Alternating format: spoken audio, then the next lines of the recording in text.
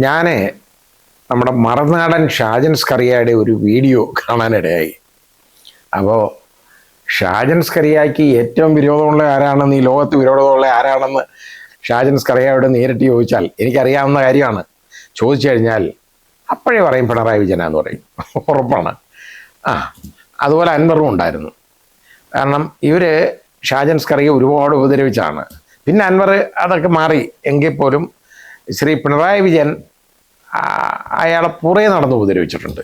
പോലീസിനെ കൊണ്ട് ഒരുപാട് കേസുകൾ എടുപ്പിച്ചു. അയാൾ നിവൃത്തിയില്ലാതെ ഒരുപാട് ഒളിച്ചു കടന്നു. അവസാനം സുപ്രീം കോടതി വരെ പോയി മുൻകൂർ ജാമ്യം വാങ്ങി തിരിച്ചു വരേണ്ടതായിട്ട് വന്നു. കസ്റ്റഡിയിലായില്ല, ഭാഗ്യത്തിന്. അതാണ്. അപ്പോൾ അത് കൂടാതെ ഏതായാലും പിന്നെ നമ്മുടെ CPM കുറേ സഹാക്കൾ ഈ ഷാജൻ സ്കറിയ എവിടെ ഒരു വിവാഹത്തിന് പോയപ്പോൾ അവിടെ വെച്ച് അയാളെ ആക്രമിക്കുകയും ഉപദ്രവിക്കുകയൊക്കെ ചെയ്തു. അപ്പോൾ അങ്ങനെ ഉണ്ടായിട്ടുണ്ട്. ഏതാണ്ട് തൊടുപുഴ സൈഡിലാണ്. അപ്പോൾ ഇതിപ്പോൾ ആ വീഡിയോ കാണാനിടയപ്പോൾ ആ വീഡിയോയിൽ പറയുന്നത് എന്താണെന്നറിയാമോ? ഇത് കാണുമ്പോൾ എനിക്ക് തോന്നുന്നത് പിണറായി വിജയൻ ഒന്നുകൂടെ തിരിച്ചു വന്നാൽ മതിയായിരുന്നു, തുടർഭരണം ആയാൽ മതിയായിരുന്നു എന്നാണ് പറഞ്ഞത്. അപ്പോൾ അത് കേട്ട് നോക്കി, അത് കണ്ടാൽ ഞാൻ അതിൻ്റെ ക്യാപ്ഷൻ, ആ ടൈറ്റിൽ കണ്ടപ്പോൾ എനിക്കത് ഒന്ന് കേൾക്കണമെന്ന് തോന്നി, അത് കാണണമെന്ന് തോന്നി. അതാണ് കേട്ടത്. അല്ലെ എനിക്ക് എല്ലാം ഒന്നും കാണാൻ സമയം കിട്ടാറില്ല. അപ്പം ഞാൻ കണ്ടപ്പോൾ പറഞ്ഞത് അതിലെ ശരിയായ കാര്യമാണ് ഷാജൻ സ്കറിയ പറഞ്ഞത്. ആ പറഞ്ഞേക്കുന്ന കാര്യം, ഈ ഇലക്ഷൻ യഥാർത്ഥത്തിൽ ഈ പറയുന്ന ഇലക്ഷൻ കഴിഞ്ഞു പോയി. ആ ഇലക്ഷൻ കഴിഞ്ഞ് 2 ദിവസം കഴിഞ്ഞ് മുതൽ കാണുന്ന കോലാഹലങ്ങൾ നമ്മൾ കണ്ടിരുന്നെങ്കിൽ, ജനങ്ങൾ UDF നോട്ട് ചെയ്യത്തില്ല എന്നാ പറഞ്ഞത്. കാരണം ഇത് ഞാനും പണ്ട് പറഞ്ഞിരുന്നു, ഈ ഇലക്ഷൻ അങ്ങോട്ട് കഴിഞ്ഞു, അധികാരം കിട്ടിക്കഴിഞ്ഞാൽ പിന്നെ അങ്ങ് വടംവലിയാണ്, അധികാരത്തിന് വേണ്ടിയുള്ള വടംവലി. ആര് മുഖ്യമന്ത്രിയാവണം, ആര് മന്ത്രിയാവണം, ഇതൊക്കെയാണ് ചർച്ച. ആദ്യം ഇതിൻ്റെ റിസൾട്ട് പോലും അറിഞ്ഞിട്ടില്ല. ഇത് പെട്ടിക്കകത്തിരിക്കുന്നേ ഉള്ളൂ സാധനം, എണ്ണി വെളിയിൽ വന്നിട്ടില്ല. ഇതുവരെ ജയിക്കുന്ന ആരാണെന്നുള്ളത് വന്നിട്ടില്ല. UDFന് സാധ്യതയുണ്ട് എന്ന് തിരിച്ചു കഴിഞ്ഞപ്പോൾ മുതൽ അങ്ങ് സോഷ്യൽ മീഡിയയിലുമൊക്കെ അങ്ങ് പരസ്പരം പോരടിക്കുകയാണ്. എന്തിന്? ആര് മുഖ്യമന്ത്രിയാവണം എന്നുള്ളതിനെ കുറിച്ചാണ്. അപ്പം ഇത് നാണമില്ലേ ഇവർക്കെന്നാണ് ഞാൻ ആലോചിക്കുന്നത്. ഇതിപ്പോൾ സംസാരിക്കേണ്ടയോ ചർച്ച ചെയ്യേണ്ടയോ കാര്യമാണോ? ഈ ഇലക്ഷൻ വോട്ടെണ്ണി കഴിഞ്ഞിട്ട് നിങ്ങൾ ജയിച്ചു എന്ന് കാണുമ്പോൾ നിങ്ങൾ മുഖ്യമന്ത്രി ആര് വേണമെന്നൊക്കെ ഉള്ളതിനെക്കുറിച്ച് പിന്നെ ചർച്ച ചെയ്തോളൂ. അതിനു മുമ്പ് UDFന് അധികാരം, അതായത് ജയിച്ചു, അവർക്ക് ഒരു മാൻഡേറ്റ് കിട്ടിക്കഴിഞ്ഞു കഴിഞ്ഞാൽ ഇത് പറയാം. കിട്ടുന്നതിന് മുമ്പ് ഇത് പറയാമെന്ന് പറഞ്ഞു കഴിഞ്ഞാൽ എന്ത് വിവരക്കേടും വൃത്തികേടുമാണെന്ന് ആലോചിച്ച് നോക്കിക്കോളൂ. ഇതാണ് ജനങ്ങൾ നിങ്ങളെ മടുക്കുന്നത്. ഈ നിങ്ങളുടെ ആരുടെയും ചന്തം കണ്ടോണ്ടോ, നിങ്ങളുടെ ആരുടെയും കഴിവോ ഗുണമോ കണ്ടോണ്ടോ, നന്മ കണ്ടോണ്ടോ ഒന്നുമല്ല നിങ്ങൾക്ക് ആളുകൾ വോട്ട് ചെയ്താൽ ചെയ്യുന്നത്.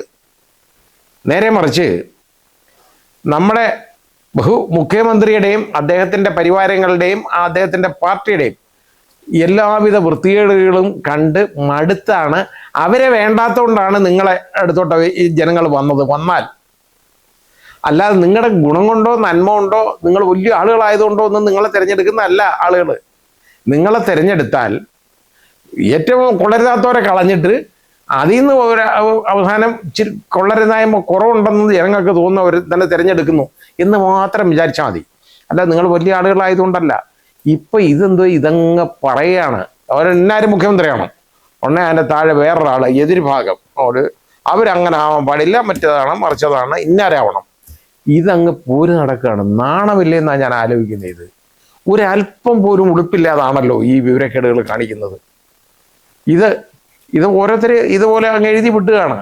അപ്പം ഇത് നിർബന്ധമായിട്ട് ഈ നേതാക്കൾ തന്നെ പറഞ്ഞു നിർത്തണം. മേലാൽ ഇങ്ങനെയുള്ള ഒരു സാധനവും ഇടരുത്, ഇടുന്നവരെ പേര് നടപടിയുണ്ട് എന്ന് പറഞ്ഞ് മനസ്സിലാക്കി അത് നിർത്തിക്കേണ്ടതാണ്. ഇല്ലെങ്കിൽ നാണക്കേടല്ലേ?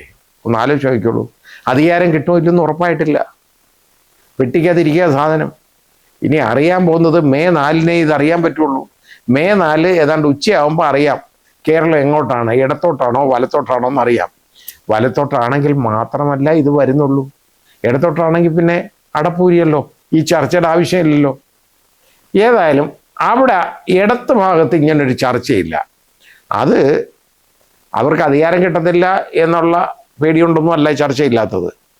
അവിടെ അവർക്കൊരു നേതാവേ ഉള്ളൂ, വൺ മാൻ ഷോ ആണ്.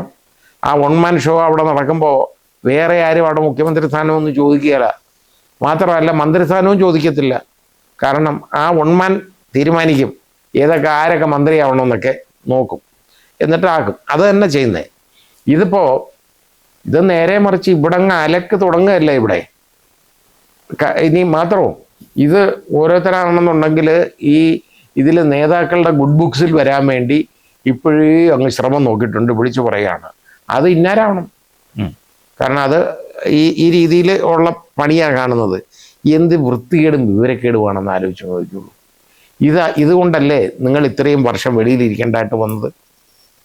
എത്രയോ അഴിമതി ആരോപണം ഉണ്ടായിട്ട് പോലും ഈ ഒരു തുടർഭരണം ശ്രീ പിണറായി വിജയന് കിട്ടാൻ കാരണം എന്താ? നിങ്ങളുടെ ഈ വൃത്തികേടുകൾ കൊണ്ടാണ് കിട്ടുന്നത്. കാരണം തമ്മിലടി, ജനങ്ങൾക്ക് ഇതൊന്നും താല്പര്യമുള്ള കാര്യമല്ല ഈ തമ്മിലടി. നിങ്ങൾ ആര് മന്ത്രിയാവണം മുഖ്യമന്ത്രിയാവണം എന്നൊക്കെ ഉള്ളത് നിങ്ങളുടെ കാര്യം തന്നെയാണ്. അതിപ്പോൾ ജനങ്ങൾക്ക് വലിയ താല്പര്യമൊന്നുമില്ല. നിങ്ങളെ എങ്ങനെയെങ്കിലും തിരഞ്ഞെടുത്ത് വിടുന്നു, ഈ ഭരണമൊന്നും മാറിക്കെട്ടണമെന്നുള്ള താല്പര്യം കൊണ്ടായിരിക്കും ജനങ്ങൾ നിങ്ങളെ തിരഞ്ഞെടുക്കുന്നത്. ആ ഒരു ധാരണ മാത്രം മതി. അല്ലാതെ ഞങ്ങൾ വലിയ ആളുകളായതുകൊണ്ട് ഞങ്ങൾ അങ്ങ് ജയിക്കാൻ പോയി എന്നുള്ള ഒരു ധാരണയൊന്നും വേണ്ട. അതുകൊണ്ട് ഈ വൃത്തികേടുകൾക്കൊരു അറുതി ഉണ്ടാകണം, നാണക്കേട് ഒന്ന് നിർത്തണം. ഈ വിഴുപ്പലക്കലുണ്ടല്ലോ, ഇതങ്ങ് കളയണം. ഇതൊന്നും നിങ്ങൾക്കാർക്കും ചേർന്ന കാര്യമല്ല, അത് തിരിച്ചറിയണം.